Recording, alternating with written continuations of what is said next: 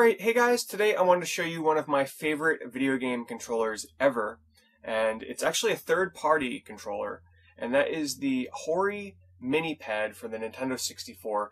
This little controller here is without a doubt one of the biggest improvements to a video game controller ever. It makes playing the Nintendo 64 and many of its games a lot more comfortable and enjoyable. I'm going to do a comparison here to the original Nintendo 64 controller just to show you why this thing is so great and so worth tracking down. I've actually got quite a bit of them here. A little excessive, I know, but they come in all different colors, and what do you say we take a closer look? Alright, so here's some of the colors that they come in. This one here is a solid black, and this one here is a clear green, clear back to it. I've got two of those. Obviously, I don't need 7 of these things, so eventually I definitely will be, trading, selling some of these off. I just don't know which ones I want to keep. I like them all, that's the only problem, but I know I don't need them all, because I don't really plan on holding on to them. This one here, I actually really like this one. It's like a pink, dark purple, red, I guess. This one here is a solid blue. This one here is a yellow. That one's pretty cool too. And this one here is an all clear. I don't know, I'm kind of leaning towards keeping a green and the pink. I have no idea. I don't know what I want to do.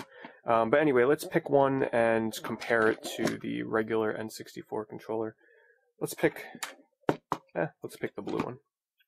Alright, so comparing it, first of all, the one thing that first stands out is the size. Let's clear some of you guys away. The size of these things, huge difference. So, look at that. A lot of big changes on here. First of all, you're going to notice that the joystick is not in the bottom center here. They've basically swapped the joystick and the D-pad, which is definitely a really good thing. Because games that didn't use the D-pad on the N64, which was quite a bit of them, it was a little bit awkward. You got used to it, but it's still, you're not using half of the controller. So they've fixed that problem with this and essentially made it just the way you'd want it. The only problem is if you're going to play a game that uses the D-pad quite extensively, and also the A and B buttons, yeah, it's going to be a little bit cramped and awkward to play like that.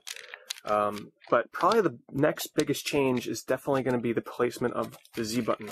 So on the regular N64 controller, the Z button is back here. It's like your trigger, your gas, your fire button for a lot of games. But on here, wow, there it is. The Z button is on the top of the controllers. They actually have 2 placements for it, one here, one here. So it actually kind of mimics like a PlayStation 2 controller, PlayStation 3 controller, or even an Xbox 360 controller. It's kind of modernized the Nintendo 64 controller in a way. The left and right bumpers are a little bit smaller. You can see they're pretty big on the original joypad. Here it's reduced a little bit, but they've laid it out just like a modern controller would be laid out. Everything's a little bit, smaller. The D-pad took a hit in the size. Start button is a little bit smaller. It's like a rubber button now. But other than that, there's nothing on the back. No buttons on the back of the Hori Mini Pad, which is definitely a big improvement. It's just, the only problem that some people might have with this is if you have bigger hands. I have no problems with using it. But if you have bigger hands, this thing is going to probably, it might be a little bit uncomfortable for you because it is a little bit cramped around this area here. But if you can play like a 3DS or something with no problems, you should be able to use one of these. So anyway, guys, that's just my quick look at the Hori Nintendo 64 Mini Pad. Definitely, without a doubt, these things are worth tracking down. Unfortunately, they're not that cheap, considering that they're not available anywhere but Japan. But it's worth the price of admission, in my opinion. Anyway, thanks for watching.